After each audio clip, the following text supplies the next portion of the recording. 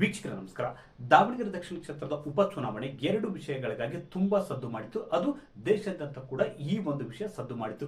ಮೊದಲನೇದಾಗಿ 60,000ಕ್ಕೂ ಹೆಚ್ಚು ಅಲ್ಪಸಂಖ್ಯಾತ ಮತದಾರರು ದಾವಣಗೆರೆ ಕ್ಷೇತ್ರದಲ್ಲಿದ್ದಾರೆ, ದಾವಣಗೆರೆ ದಕ್ಷಿಣ ಕ್ಷೇತ್ರದಲ್ಲಿದ್ದಾರೆ. ಇಷ್ಟು ಮತದಾರರು ಇದ್ರೂ ಕೂಡ ಕಾಂಗ್ರೆಸ್ ಪಕ್ಷ ಅಲ್ಪಸಂಖ್ಯಾತ ನಾಯಕರಿಗೆ ಟಿಕೆಟ್ ಕೊಡಲಿಲ್ಲ ಮತ್ತು ಅಲ್ಪಸಂಖ್ಯಾತ ಸಮುದಾಯದ ಆಗ್ರಹ ಕೂಡ ಅದೇ ಆಗುತ್ತೆ. ಈ ಬಾರಿ ಉಪಚುನಾವಣೆಯಲ್ಲಿ ತಮಗೆ ಟಿಕೆಟ್ ನೀಡಬೇಕು ಅಂತ.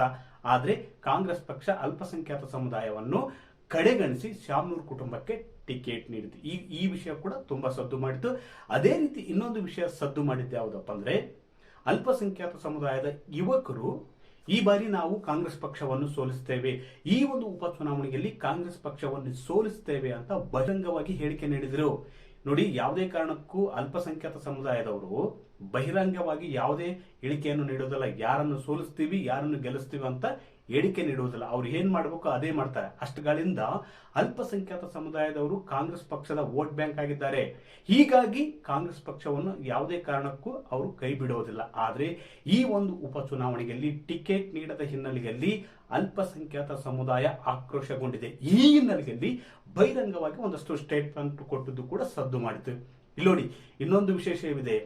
ಮತದಾನ ಮುಗಿದ ಮರುದಿನವೇ ಅಲ್ಪಸಂಖ್ಯಾತ ಸಮುದಾಯದ ನಾಯಕರು ಇವತ್ತು ಪ್ರೆಸ್ ಮೀಟ್ ಮಾಡಿದೆ.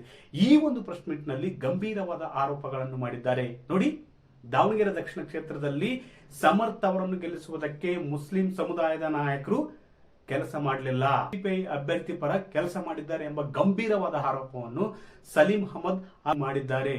ಈ ಒಂದು ಆರೋಪವನ್ನು ಡಿಸಿಎಂ ಡಿ ಕೆ ಶಿವಕುಮಾರ್ ಬಣದಲ್ಲಿ ಗುರುತಿಸಿಕೊಂಡಿರ್ತಕ್ಕಂಥ ಸಲೀಂ ಅಹಮದ್, ಅರ್ಷದ್ ರಿಜ್ವಾನ್ ಅವರು ಮಾಡಿದ್ದಾರೆ.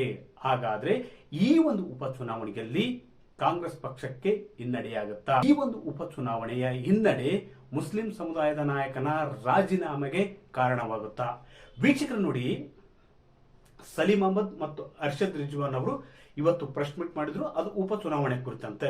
ಬಹುತೇಕ ಅವರ ಆರೋಪ ಏನಿತ್ತಪ್ಪ ಅಂದ್ರೆ, ಮುಸ್ಲಿಂ ಸಮುದಾಯದ ಮುಖಂಡರು ಸಮರ್ಥ್ ಅವರ ಗೆಲುವಿಗೆ ಕೆಲಸ ಮಾಡಲಿಲ್ಲ, ಸರಿಯಾಗಿ ಕೆಲಸ ಮಾಡಲಿಲ್ಲ. ಅದೇ ರೀತಿ ಎಸ್ ಡಿ ಪೈ ಪಕ್ಷದಿಂದ ನಿಂತಿರತಕ್ಕಂತ ಅಭ್ಯರ್ಥಿ ಪರ ಕೆಲವರು ಕೆಲಸ ಮಾಡಿದ್ದಾರೆ ಅಂತ ಗಂಭೀರವಾದ ಆರೋಪಗಳನ್ನು ಸಲೀಂ ಅಹಮದ್ ಅವರು ಮಾಡಿದ್ದಾರೆ. ಅಂದ್ರೆ ದಾವಣಗೆರೆ ದಕ್ಷಿಣ ಕ್ಷೇತ್ರದ ಉಪಚುನಾವಣೆಯಲ್ಲಿ ಮುಸ್ಲಿಂ ಸಮುದಾಯದ ಮುಖಂಡರು, ಹಿರಿಯ ನಾಯಕರ ಅನಿಸಿಕೊಂಡವರು ಪಕ್ಷದ ಅಭ್ಯರ್ಥಿಯಾಗಿರ್ತಕ್ಕಂಥ ಸಮರ್ಥ್ ಅವರ ಪರವಾಗಿ ಕೆಲಸ ಮಾಡಲಿಲ್ಲ ಅಂತ ಗಂಭೀರ ಆರೋಪ ಮಾಡಿದ್ದಲ್ಲದೆ ಈ ಒಂದು ಸಂಬಂಧ ಎಐಸಿಸಿಗೆ ದೂರು ಕೂಡ ಸಲ್ಲಿಸಲಾಗಿದೆ. ನೋಡಿ, ತಮ್ಮದೇ ಪಕ್ಷದ ನಾಯಕರು, ಮುಸ್ಲಿಂ ಸಮುದಾಯದ ನಾಯಕರು ಅಂದ್ರೆ ಪರೋಕ್ಷವಾಗಿ ಅವರು ಹೇಳ್ತಿದ್ದು ಸಚಿವ ಜಮೀರ್ ಅಹಮದ್ ಖಾನ್ ಮತ್ತು ಎಂಎಲ್ಸಿ ಆಗಿರ್ತಕ್ಕಂಥ ಅಬ್ದುಲ್ ಜಬ್ಬಾರ್ ವಿರುದ್ಧ ಪರೋಕ್ಷವಾಗಿ ಹೇಳ್ತಿದ್ದಾರೆ. ಈ ಒಂದು ನಾಯಕರು ಕಾಂಗ್ರೆಸ್ ಅಭ್ಯರ್ಥಿಯಾಗಿರ್ತಕ್ಕಂಥ ಸಮರ್ಥ್ ಅವರ ಪರವಾಗಿ ಕೆಲಸ ಮಾಡಿಲ್ಲ. ಈ ರೀತಿ ಅವರ ಹಿಂಬಾಲಕರು ಕೂಡ ಎಸ್ಡಿಪಿಐ ಅನ್ನು ಬೆಂಬಲಿಸಿದ್ದಾರೆ ಎಂಬ ಗಂಭೀರವಾದ ಆರೋಪವನ್ನು ಮಾಡಿದ್ದಾರೆ. ಅಷ್ಟೇ ಇಲ್ಲ, ಈ ಸಂಬಂಧ ಕೆಲಸ ಮಾಡದ, ಉಪಚುನಾವಣೆಯಲ್ಲಿ ಕಾಂಗ್ರೆಸ್ ಪಕ್ಷದ ಅಭ್ಯರ್ಥಿ ಪರ ಕೆಲಸ ಮಾಡದ ಮುಸ್ಲಿಂ ನಾಯಕರ ವಿರುದ್ಧ ದೂರು ಸಲ್ಲಿಸಲಾಗಿದೆ. ಆದರೆ ಈ ಒಂದು ಉಪಚುನಾವಣೆಯಲ್ಲಿ ಕಾಂಗ್ರೆಸ್ಗೆ ಹಿನ್ನಡೆಯಾಗುತ್ತೆ. ನೋಡಿ ವೀಕ್ಷಕರು, ನೋಡಿ, ದಾವಣಗೆರೆ ದಕ್ಷಿಣ ಕ್ಷೇತ್ರ ಬಹು ಸದ್ದು ಮಾಡಿತ್ತು. ಈ ಒಂದು ಉಪಚುನಾವಣೆಯಲ್ಲಿ ಅಲ್ಪಸಂಖ್ಯಾತ ಸಮುದಾಯದ ನಾಯಕರು, ಅಲ್ಪಸಂಖ್ಯಾತ ಸಮುದಾಯದವರು ಕಾಂಗ್ರೆಸ್ ವಿರುದ್ಧ ಗುಟುರು ಹಾಕಿದ್ರು. ಅಷ್ಟೇ ಅಲ್ಲ, ಈ ಬಾರಿ ಕಾಂಗ್ರೆಸ್ ಪಕ್ಷವನ್ನು ಸೋಲಿಸ್ತೀವಿ ಅಂತ ಕೂಡ ತಮ್ಮ ಅಸಮಾಧಾನವನ್ನು ವ್ಯಕ್ತಪಡಿಸಿದ್ರು. ಈ ಉಪಚುನಾವಣೆಯಲ್ಲಿ 30,000ಕ್ಕೂ ಹೆಚ್ಚು ಮತಗಳು ಹೊಡೆದು ಹೋಗಿವೆ ಅಂತ ಹೇಳಲಾಗ್ತದೆ. ಹೀಗಾಗಿ ಏಕಾಏಕಿ ಇವತ್ತು ಮುಸ್ಲಿಂ ಸಮುದಾಯದ ನಾಯಕರು ಪತ್ರಿಕಾಗೋಷ್ಠಿ ನಡೆಸಿ ಇಂಥದ್ದೊಂದು ಅಸಮಾಧಾನ ಹೊರಹಾಕಿದ್ದಾರೆ ಎಂಬ ಮಾತುಗಳು ಕೂಡ ಕೇಳಿ ಬರ್ತಿವೆ. ನೋಡಿ, 25ರಿಂದ 30,000 ಮತಗಳು ಕಾಂಗ್ರೆಸ್ ಪಕ್ಷಕ್ಕೆ ಬಂದಿಲ್ಲ. ಅವರು ಮತ ಕೂಡ ಹಾಕಿಲ್ಲ. ಮತದಾನ ಮಾಡದವರಿಗೂ ಕೂಡ ಹಣ ಹಂಚಲಾಗಿದೆ.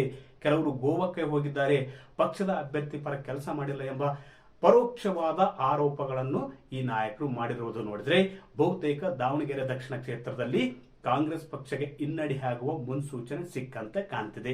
ಅದೇ ರೀತಿ ಒಂದು ವೇಳೆ ದಾವಣಗೆರೆ ದಕ್ಷಿಣ ಕ್ಷೇತ್ರದಲ್ಲಿ ಕಾಂಗ್ರೆಸ್ ಪಕ್ಷ ಹಿನ್ನಡೆ ಅನುಭವಿಸಿದ್ದೇ ಆದರೆ ಬಹುತೇಕ ಕಾಂಗ್ರೆಸ್ನ ಹೈಕಮಾಂಡ್ ನಾಯಕರು, ಮುಸ್ಲಿಂ ಸಮುದಾಯದ ಹಿರಿಯ ನಾಯಕರು ಹಾಗೂ ಹಿರಿಯ ಸಚಿವರ ವಿರುದ್ಧ ಕ್ರಮ ಕೈಗೊಳ್ಳುವ ಸಾಧ್ಯತೆಯನ್ನು ಕೂಡ ತಳ್ಳಿ ಹಾಕುವಂತಿಲ್ಲ.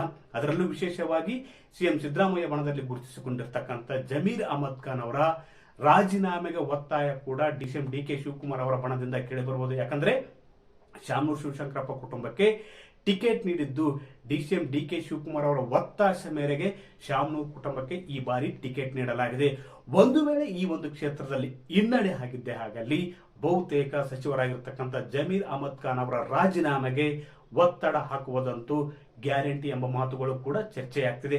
ಅದೇ ರೀತಿ ಬಿಜೆಪಿ ಇಲ್ಲಿ ಒಗ್ಗಟ್ಟಿನಿಂದ ಹೋರಾಡಿತು ಕಾಂಗ್ರೆಸ್ ವಿರುದ್ಧ. ಅದೇ ರೀತಿ ಖ್ಯಾತ ಸಮುದಾಯದಲ್ಲಿ ಇರ್ತಕ್ಕಂಥ ಆಕ್ರೋಶವನ್ನು ಕೂಡ ಅದು ಲಾಭ ಮಾಡಿಕೊಂಡಿತು.